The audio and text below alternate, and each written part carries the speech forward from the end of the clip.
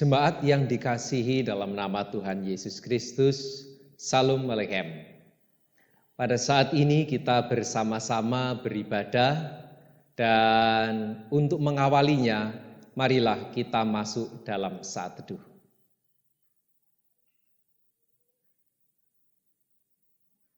Amin.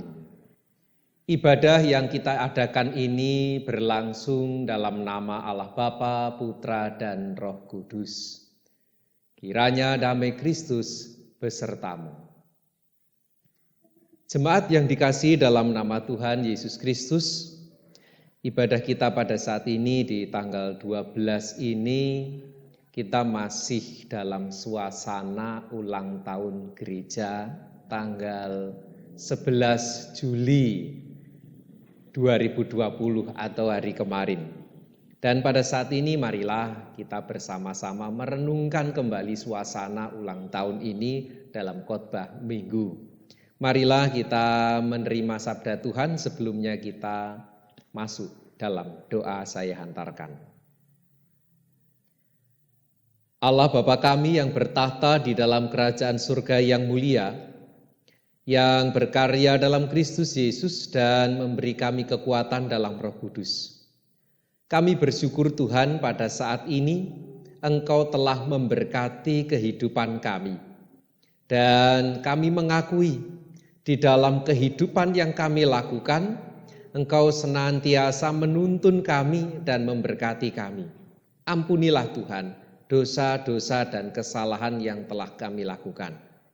Saat ini, kami akan mendengarkan sabda-Mu. Kami mohon bukalah hati kami dan pikiran kami, sehingga kami dapat menerima sabda-Mu dan melakukannya. Kiranya juga Roh Kudus-Mu senantiasa menuntun kami. Dalam nama Allah Bapa, Putra, dan Roh Kudus kami berdoa. Haleluya. Amin. Jemaat yang terkasih dalam nama Tuhan, sabda Tuhan yang kita terima pada saat ini diambil dari Injil Yesus Kristus menurut Matius pasal 13 ayat yang pertama sampai 9 dan dilanjutkan ayat 18 sampai dengan 23. Inilah Injil Yesus Kristus. Pada hari itu, keluarlah Yesus dari rumah itu dan duduk di tepi danau. Maka datanglah orang banyak berbondong-bondong, lalu mengerumuni dia, sehingga ia naik ke perahu dan duduk di situ. Sedangkan orang banyak semuanya berdiri di pantai. Dan ia mengucapkan banyak hal dalam perumpamaan kepada mereka. Katanya, adalah seorang penabur keluar untuk menabur. Pada waktu ia menabur, sebagian benih itu jatuh di pinggir jalan, lalu datanglah burung dan memakannya sampai habis. Sebagian jatuh di tanah yang berbatu-batu, yang tidak banyak tanahnya, lalu benih itu pun segera tumbuh karena tanahnya tipis. Tetapi sesudah matahari terbit, layulah ia dan menjadi kering karena tidak berakar. Sebagian lagi jatuh di tanah semak duri, lalu makin besarlah semak duri itu dan menghimpitnya sampai mati. Dan sebagian jatuh di tanah yang baik lalu berbuah. Ada yang 100 kali lipat, ada yang 60 kali lipat, ada yang 30 kali lipat. Siapa bertelinga, hendaklah ia mendengar. Ayat 18. Karena itu, dengarlah arti perumpamaan penabur itu. Kepada setiap orang yang mendengar firman tentang kerajaan surga, tetapi tidak mengertinya, datanglah si jahat dan merampas yang ditaburkan dalam hati orang itu. Itulah benih yang ditaburkan di pinggir jalan. Benih yang ditaburkan di tanah yang berbatu-batu ialah orang yang mendengar firman itu dan segera menerimanya dengan gembira. Tetapi ia tidak berakar dan tahan sebentar saja. Apabila datang penindasan atau penganiayaan karena firman itu, orang itu pun segera murtad. Yang ditaburkan di tengah semak duri ialah orang yang mendengar firman itu, lalu kekhawatiran dunia ini dan tipu daya kekayaan menghimpit firman itu sehingga tidak berbuah. Yang ditaburkan di tanah yang baik ialah orang yang mendengar firman itu dan mengerti, dan karena itu ia berbuah. Ada yang 100 kali lipat, ada yang 60 kali lipat, ada yang 30 kali lipat. Inilah Injil Yesus Kristus. Yang berbahagia ialah mereka yang menerima, merenungkan, dan melakukan sabda Tuhan dalam hidup hari lepas hari. Amin. Shalom Aleichem. Saudara-saudara, tema khotbah pada saat ini adalah bertumbuh dan berbuah dalam Yesus. Saya akan mengawali renungan kita pada saat ini dengan sebuah lagu.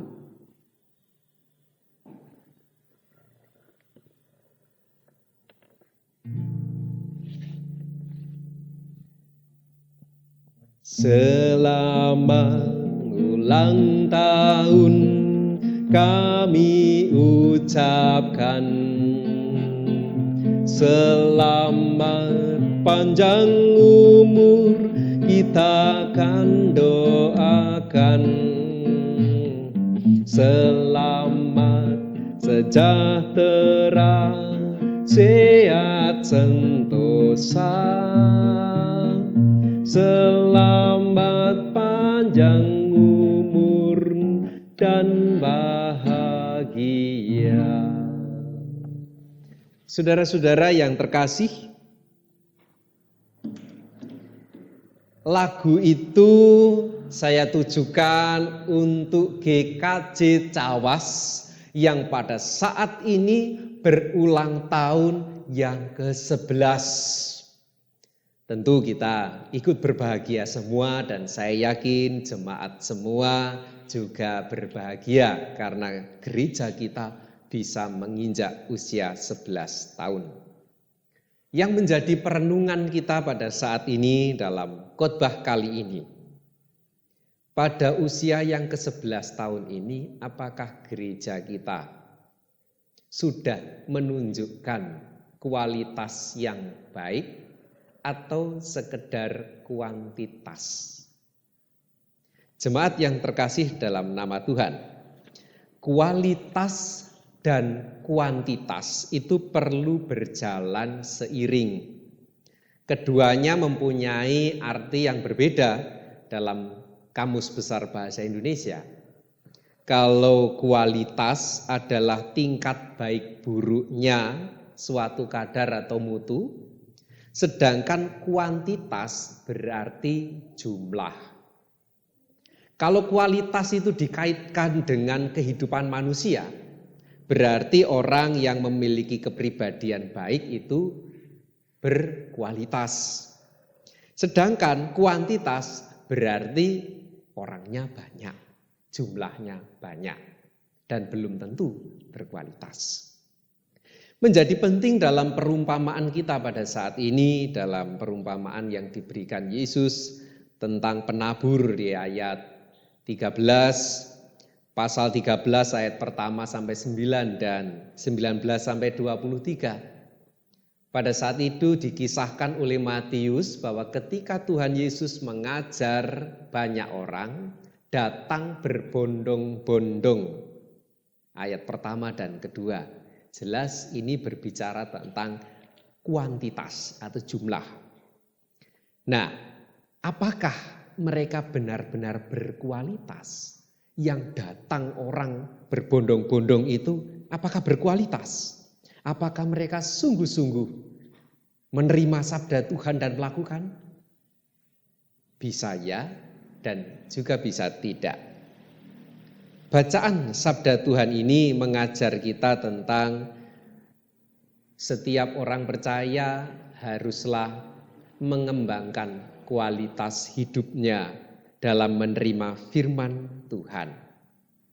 Dalam perumpamaan ini, Yesus berbicara tentang seorang penabur yang pergi menabur, dan di sana benih yang dibawa itu jatuh ke 4 kategori tanah yang berbeda.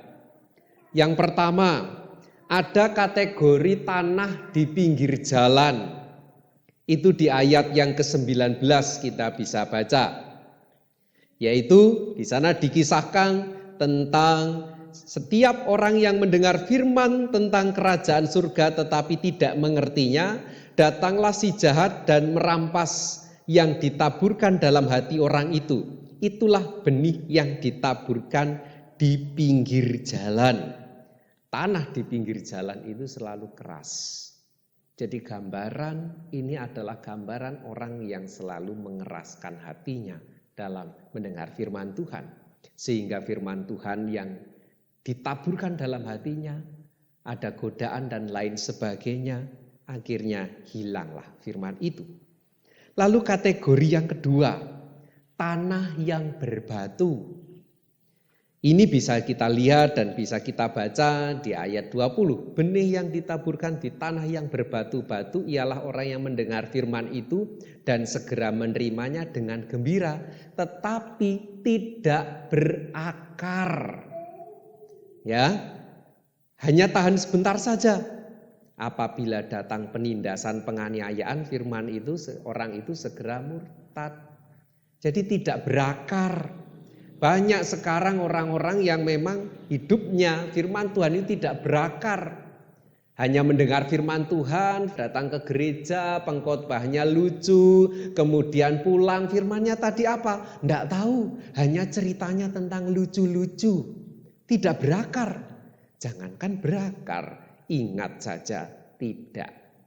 Lalu gambaran yang ketiga, yaitu benih yang jatuh di kategori tanah yang ada semak durinya. Ini memberi gambaran bahwa orang mendengar firman Tuhan, lalu muncul kekhawatiran, khawatir menjadi orang Kristen, sulit cari jodoh, sulit naik pangkat ketika bekerja, sulit mencari, dan banyak hal, banyak tantangannya. Itu membuat orang tidak berbuah. Lalu yang berikutnya, benih yang jatuh di tanah yang subur. Benih yang jatuh di tanah yang subur itu bisa berbuah. Ada yang berbuah berlipat ganda, ada 100 kali lipat, ada yang 60 kali lipat, ada yang 30 kali lipat. Ini gambaran orang yang bisa menerima sabda Tuhan dan kemudian ia membuahkan buah-buah yang baik. Dari perumpamaan ini, Tuhan menghendaki kita semua menjadi tanah yang subur, yang bisa menumbuhkan tanaman, menghasilkan buah. Ya, bukan tanah yang berbatu atau tercemar. Nah, saudara-saudara, benih itu yaitu firman Allah. Kita ketahui telah jatuh di tanah cawas. Pertama kali benih itu tumbuh atau jatuh di tanah cawas adalah pada tanggal 30 Desember 1961 melalui khotbah pertama kali di Cawas. Lalu kemudian disusul khotbah-khotbah pertama di Bogor, Burian, dan juga Japanan. Pada tanggal 11 Juli 2009 disusul pendewasaan GKJ Cawas. Ini membuktikan benih pertama yang telah jatuh di tanah Cawas itu bisa tumbuh dan berbuah. Lalu tahun 2013 tepatnya 4 Juli 2013, ditabiskan pendeta pertama di GKJ Cawas dengan segala lika-likunya. Nah, ini membuktikan bahwa jemaat di Cawas, benih yang tumbuh di Cawas itu menumbuhkan kualitas-kualitas yang baik dari jemaat Cawas.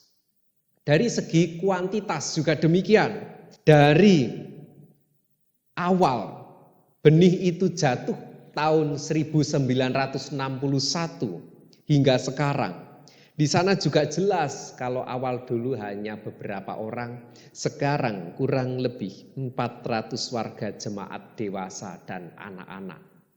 Secara kualitas berkualitas, secara kuantitas ternyata di Cawas juga mengembangkan banyak orang.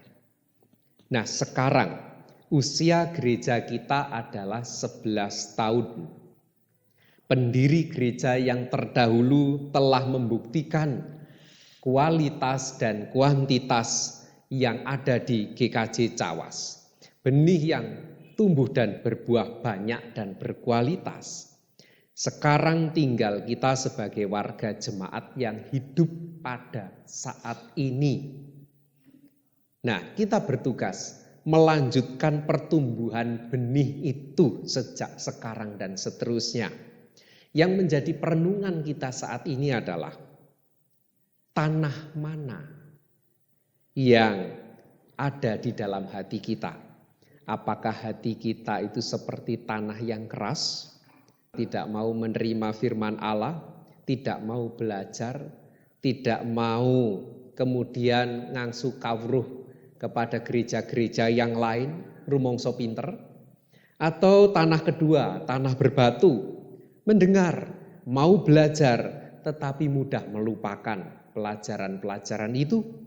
Atau tanah yang ketiga, tanah bersemak belukar, yang bisa kita gambarkan di Cawas, kalau semak belukar berarti nyerimpeti. Apakah selama ini kita juga nyerimpeti?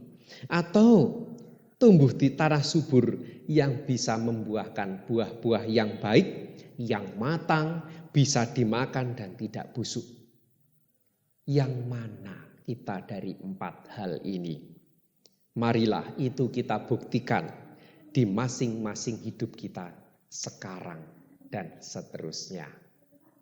Amin. Mari kita bersama masuk dalam saat teduh.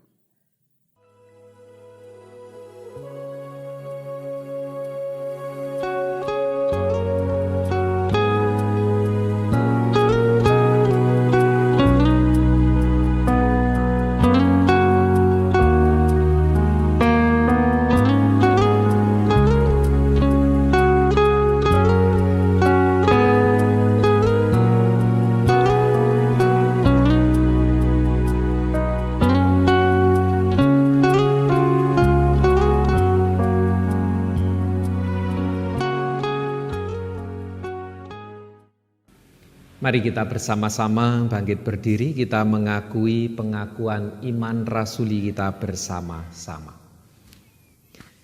Aku percaya kepada Allah Bapa yang Maha Kuasa, Khalik langit dan bumi, dan kepada Yesus Kristus anaknya yang tunggal Tuhan kita, yang dikandung daripada Roh Kudus, lahir dari anak darah Maria, yang menderita di bawah pemerintahan Pontius Pilatus, disalibkan, mati dan dikuburkan, turun ke dalam kerajaan maut. Pada hari yang ketiga, bangkit pula dari antara orang mati, naik ke surga, duduk di sebelah kanan Allah Bapa yang Maha Kuasa, dan akan datang dari sana untuk menghakimi orang yang hidup dan yang mati. Aku percaya kepada Roh Kudus, gereja yang kudus dan am, persekutuan orang kudus, pengampunan dosa, kebangkitan daging dan hidup yang kekal. Amin. Marilah kita bersama-sama masuk dalam doa syafaat saya hantarkan. Allah Bapa kami yang bertahta di dalam kerajaan surga yang mulia, yang berkarya dalam Kristus Yesus dan memberi kami kekuatan dalam Roh Kudus. Pada saat ini Tuhan, kami bersyukur Engkau telah berfirman dalam kehidupan kami dan Engkau telah mengingatkan kami agar kami senantiasa bertumbuh dan berbuah di dalam-Mu. Dan mampukan kami Tuhan untuk membuahkan buah-buah yang berkualitas. Pada saat ini Tuhan, kami juga berdoa untuk gereja-Mu di GKJ Cawas ini yang pada saat kemarin tanggal 11 Juli 2020 berulang tahun yang ke-11. Kami mohon Tuhan, mampukan kami untuk bisa menumbuhkan dan membuahkan iman-iman, kepercayaan kepada Tuhan Yesus Kristus. Dan pada saat ini Tuhan, kami juga menyerahkan baik itu pelayanan di wilayah Cawas, pelayanan di wilayah Burian, pelayanan di wilayah Bogor, pelayanan di wilayah Japanan, kiranya Engkau perlengkapi segala sesuatunya Tuhan. Kami serahkan Tuhan segala sesuatunya ini ke dalam tangan-Mu. Begitu juga pergumulan warga jemaat, kami serahkan ke dalam tangan-Mu. Berilah kekuatan, berilah kesehatan kepada setiap warga jemaat, sehingga pada saat ini dapat merasakan jamahan kasih-Mu. Tuhan, pada bulan ini kami juga memiliki harapan untuk bisa beribadah kembali di gedung-gedung gereja. Kami mohon Tuhan, berkatilah sehingga setiap proses yang harus dijalani oleh gereja dapat terlaksana dengan baik, sehingga nanti kami pun dapat segera beribadah kembali di gedung-gedung gereja yang telah Engkau berikan kepada kami melalui pemerintah-pemerintah kami. Tuhan, kami sebentar lagi juga akan pulang ke rumah kami masing-masing. Berkatilah. Di dalam nama Allah Bapa, Putra, dan Roh Kudus kami berdoa. Amin. Jemaat yang terkasih, ibadah ini telah usai dan marilah kita terima berkat dari Tuhan. Tuhan memberkati saudara dan melindungi saudara. Tuhan menyinari saudara dengan wajah-Nya dan memberi saudara kasih karunia. Tuhan menghadapkan wajah-Nya kepada saudara dan memberi saudara damai sejahtera. Amin.